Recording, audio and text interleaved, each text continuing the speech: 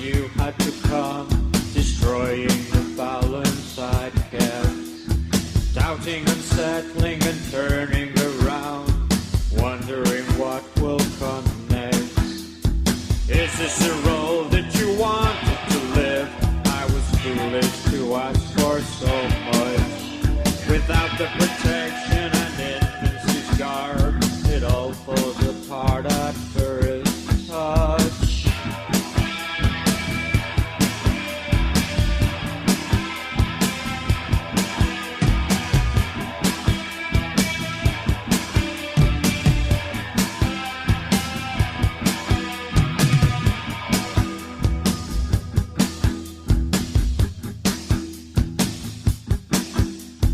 Watching the reel as it comes to a close, brutally taking its time. People who change for no reason at all, happening all of the time. Can I go on with this train of events, disturbing and purging my mind? Back out of my duties when all's said and done, I know that I'll lose every time.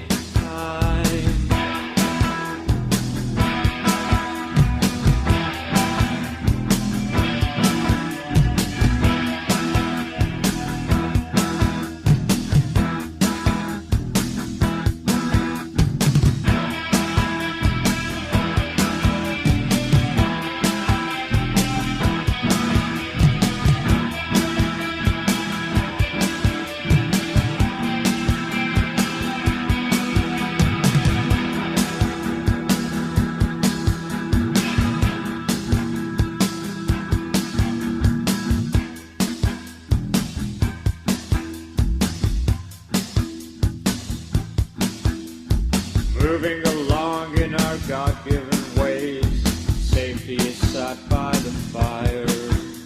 Sanctuary from these feverish smiles, left with a mark on the door. Is this the gift that I wanted to give? Forgive and forget's what they teach. Or pass through the deserts and wastelands once more, and watch as they drown by the beach.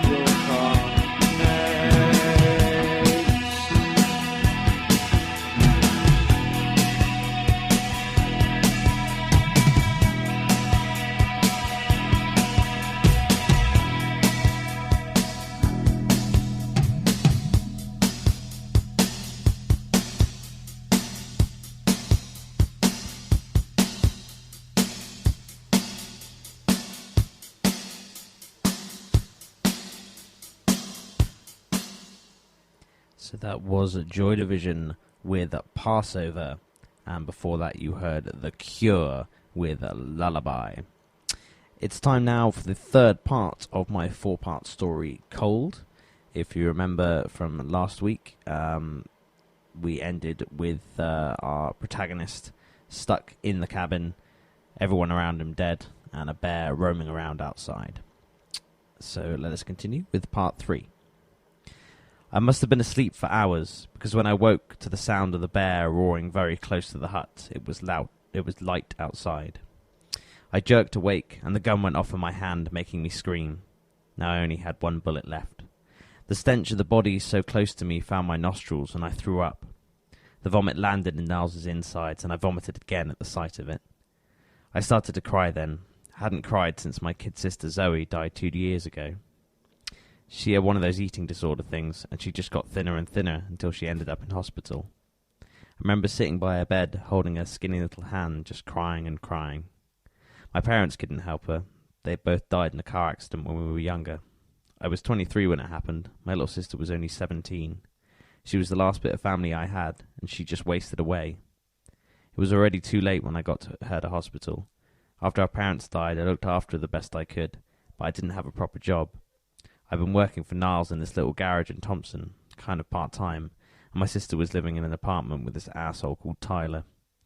I helped her pay the rent. She had a waitressing job that barely covered the bills, and this Tyler guy just used to hang out in her apartment all day, getting stoned and playing video games. I didn't really see her that much, and didn't even know she had an eating disorder until her manager rang and said she'd missed work for a whole week. I came to her apartment, and me and Tyler got in a massive fight. He'd been giving her a hard time about her weight because she was a little chubby, and she'd taken it really badly and ended up becoming anorexic. Ended up smacking Tyler in the face and breaking his jaw. He left, and I called an ambulance for Zoe. The doctors gave us some nutrient IV thing, but they said the outlook didn't look good. My sister had been starving herself for over a year, and she was so thin I could see her ribcage sticking out beneath her hospital gown. After she died, I was so overwhelmed with grief and anger that I went out to try and find Tyler.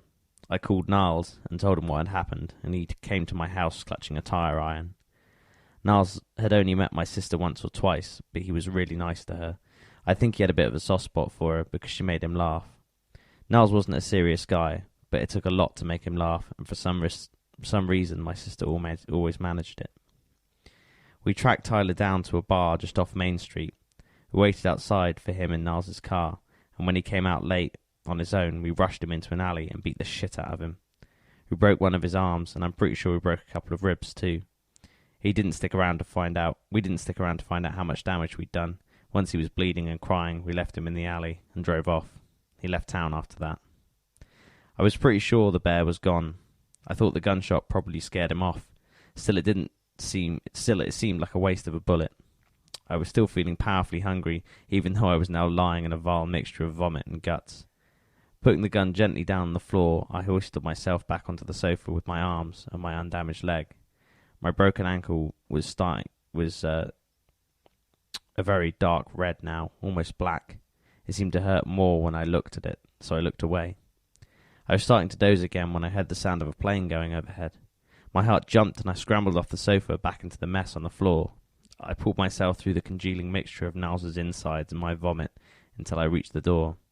I pushed myself up with one arm and pulled the door open roughly with the other. In my haste, I slammed the door against Niles' head, which made a horrible thudding sound. Pulling myself through the doorframe, I made my way back outside, frantically looking upwards. For a few seconds, I saw the plane between a gap and some trees, and I called out. Then a shadow fell over me, and I looked up. It was the bear. So that is the end of part 3 of my story, and the thrilling conclusion will be read out next week. So final part 4. Hope you all enjoyed that. I'm going to play you some more music now. This is by an artist called Lauren O'Connell, and it was recorded for the American Horror Story Coven television series. This is her version of House of the Rising Sun.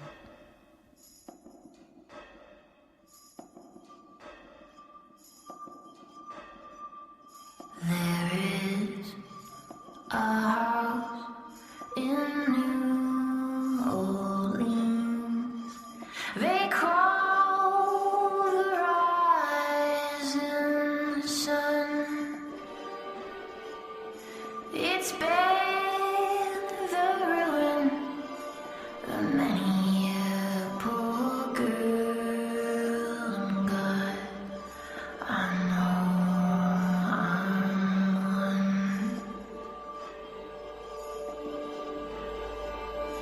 My mother was a tailor.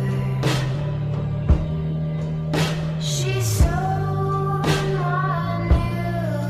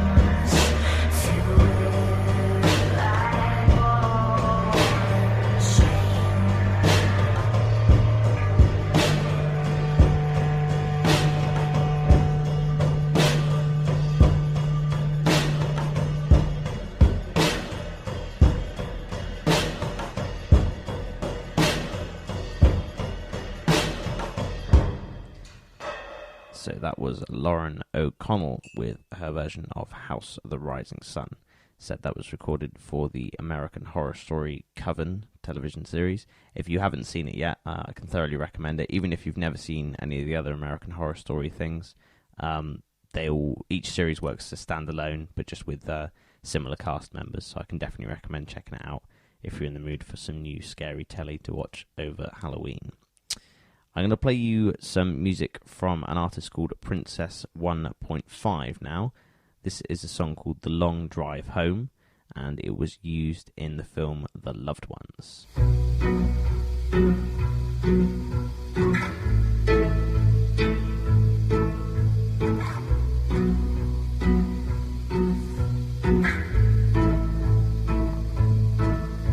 See that you're my weakness is perceptive.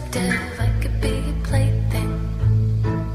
I could take you places that you've never been. I could show you new tricks.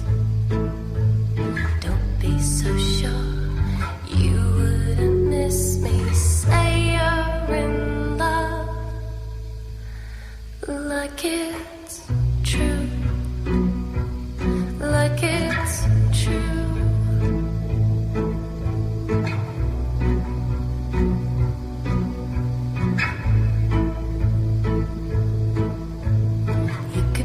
Death of me, if you thought of it, I could be a slave girl. I could mean the world to you, but that's predictable. I could tell you secrets. Don't be so sure you wouldn't miss me. Show me desire.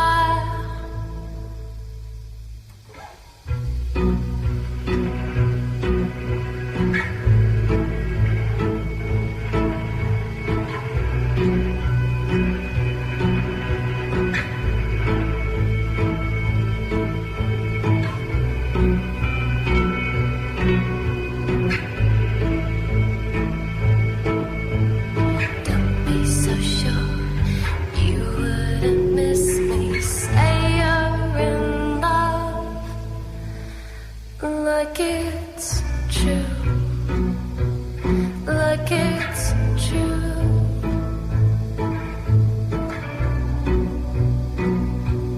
Like it's true.